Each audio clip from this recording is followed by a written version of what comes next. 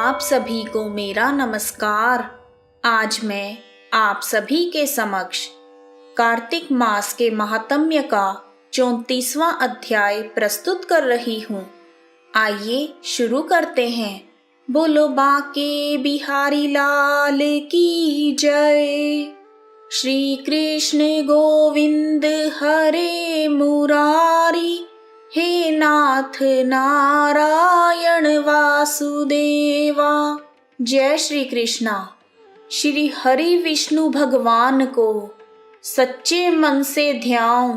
कार्तिक मास महात्म्य का 34वां अध्याय सुनाऊं। ऋषियों ने पूछा, हे सूत जी, पीपल के वृक्ष की शनिवार के अलावा सप्ताह के शेष दिनों में पूजा क्यों नहीं की जाती? सूत जी बोले, हे ऋषियों, समुद्र मंथन करने से देवताओं को जो रत्न प्राप्त हुए थे, उनमें से देवताओं ने लक्ष्मी और कौस्तुभ मणि भगवान विष्णु को समर्पित कर दी थी। जब भगवान विष्णु लक्ष्मी जी से विवाह करने के लिए तैयार हुए तो लक्ष्मी जी बोली, हे प्रभु, जब तक मेरी बड़ी बहन का विवाह नहीं हो जाता तब तक मैं आपसे विवाह कैसे कर सकती हूँ। इसलिए आप पहले मेरी बड़ी बहन का विवाह करवा दें, उसके बाद आप मुझसे विवाह कीजिए। लक्ष्मी जी के मुख से ऐसे वचन सुनकर भगवान विष्णु ने लक्ष्मी जी की बड़ी बहन का विवाह उद्दालक ऋषि के साथ करवा दिया। लक्ष्मी जी की बड़ी बहन अलक्ष्मी जी बड़ी ही कुरूप थी। उनका मुख बड़ा, दांत चमकते हुए और देह वृद्धा की भांति, नेत्र बड़े बड़े और बाल रूखे थे।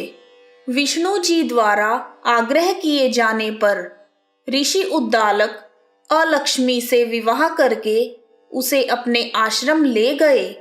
वेदों की ध्वनि से गूंजते हुए, हवन के पवित्र धुएं से सुगंधित तथा सुंदर आश्रम को देखकर अलक्ष्मी को बहुत दुख हुआ। वह ऋषि उद्दालक से बोली, इस आश्रम में वेदों की ध्वनि गूंज रही है, इसलिए यह स्थान मेरे रहने योग्य नहीं है। आप मुझे यहाँ से कहीं और ले चलिए। उसकी बात सुनकर महर्षि उद्दालक बोले, तुम यहाँ क्यों नहीं रह सकती और तुम्हारे रहने योग्य अन्य कौन सा स्थान है, वह मुझे बताओ। तब अलक्ष्मी बोली, जिस स्थान पर वेद की ध्वनि होती है, अतिथियों का सत्कार होता है, यज्ञ करवाए जाते हैं, पति पत्नी आपस में प्रेम से रहते हों, पितरों के निमित्त तर्पण होते हों, देवताओं की पूजा होती है, ऐसी जगह मैं नहीं रह सकती। जिस स्थान पर वेदों की ध्वनि का कोई नाम भी ना हो, अतिथियों का आदर ना हो, यज्ञ ना होते हों और पति पत्नी आपस में सदा क्लेश करते हों, पूज्य वृद्धों, सत्पुरुषों तथा मित्रों का अनादर होता हो, जहाँ दुराचारी, चोर, पर स्त्रीगामी तथा मांस मदिरा में लिप्त रहने वाले मनुष्य निवास करते हों, जिस स्थान पर गायों की हत्या होती हो, ऐसे स्थानों पर मैं प्रसन्नता पूर्वक निवास करती हूँ। अलक्ष्मी जी के मुख से इस प्रकार के वचन सुनकर उद्दालक ऋषि का मन खिन्न हो गया। वह इस बात को सुनकर मौन हो गए।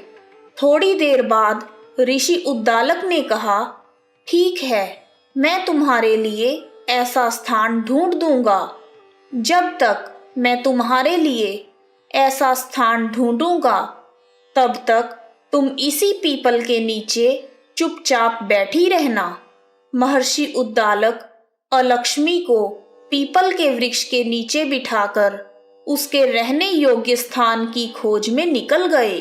परंतु जब बहुत समय तक प्रतीक्षा करने पर भी ऋषि उद्दालक वापस नहीं आए, तो अलक्ष्मी विलाप करने लगी। वैकुंठ लोक में बैठी हुई लक्ष्मी जी ने जब अपनी बहन अलक्ष्मी का विलाप सुना तो वह व्याकुल हो गई। वह दुखी होकर विष्णु जी से बोली, हे प्रभु, मेरी बड़ी बहन पति द्वारा त्यागे जाने पर अत्यंत दुखी है। यदि मैं आपकी प्रिय पत्नी हूँ तो आप उसे आश्वासन देने के लिए उसके पास चलिए। लक्ष्मी जी की प्रार्थना पर भगवान विष्णु उनके साथ पीपल के वृक्ष के पास गए, जहां अलक्ष्मी बैठकर विलाप कर रही थी।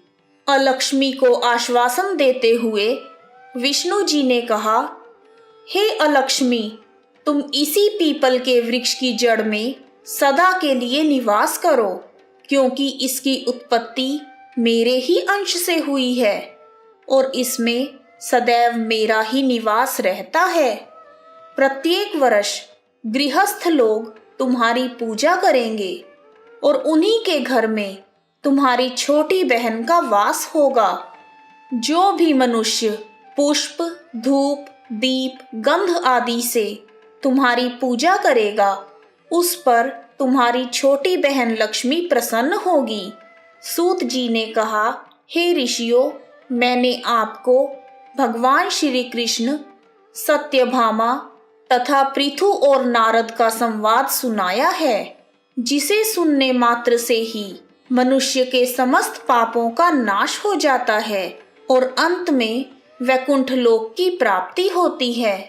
यदि अब भी आप लोग कुछ और पूछना चाहते हो तो अवश्य पूछिए, मैं उसे अवश्य ही कहूँगा।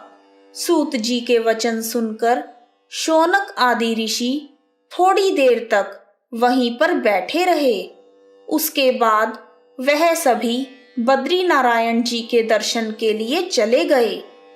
जो मनुष्य इस कथा को सुनता, सुनाता अथवा पढ़ता है, उसे इस संसार में समस्त सुखों की प्राप्ति होती है। इस प्रकार कार्तिक मास के महात्म्य का 34वां अध्याय पूर्ण हुआ। बोलो बांके बिहारी लाल की जय। हरे रामा रामा रामा हरे हरे, हरे कृष्णा कृष्णा कृष्णा हरे हरे। जय श्री कृष्णा। यदि आपको कार्तिक मास के महात्म्य का 34वां अध्याय पसंद आया है तो कमेंट बॉक्स में जय श्री कृष्णा, जय दामोदर भगवान, जय माता दी लिखना ना भूलें। आप सभी का हार्दिक धन्यवाद।